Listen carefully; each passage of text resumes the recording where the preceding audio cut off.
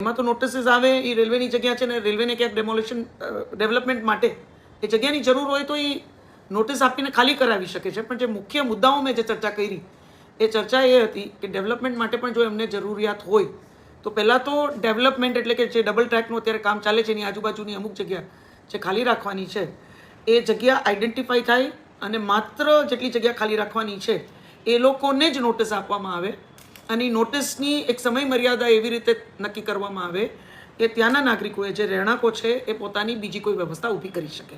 એટલે મિનિમમ 2 થી 3 મહિનાની નોટિસ મળે. પછી નામદાર સુપ્રીમ કોર્ટનો એક ચુકાદો છે 2021-22નો, એમાં પણ રેલવે જે જગ્યા ખાલી કરાવે એને લઈને ઘણી બધી ગાઈડલાઇન્સ, ઘણા બધા આદેશો આપવામાં આવ્યા છે.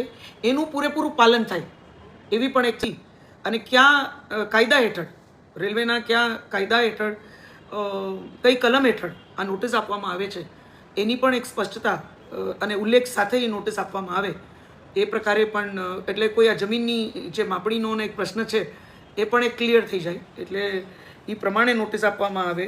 એટલે ટૂંકમાં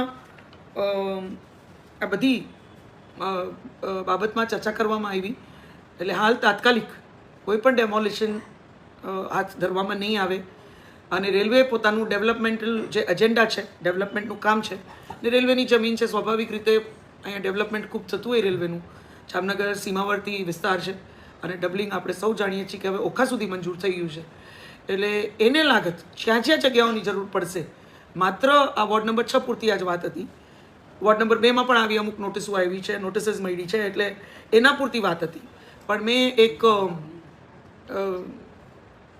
રેલવેને એક સ્ટેન્ડિંગ ઇન્સ્ટ્રક્શન્સ અને કલેક્ટરશ્રી અને કમિશનરશ્રીની ઉપસ્થિતિમાં આપ્યા છે કે આજે આ માત્ર 6 અને 2 નંબરની વાત છે, વોર્ડ નંબર, પણ આખી લોકસભા માટે આ વાત એપ્લિકેબલ છે.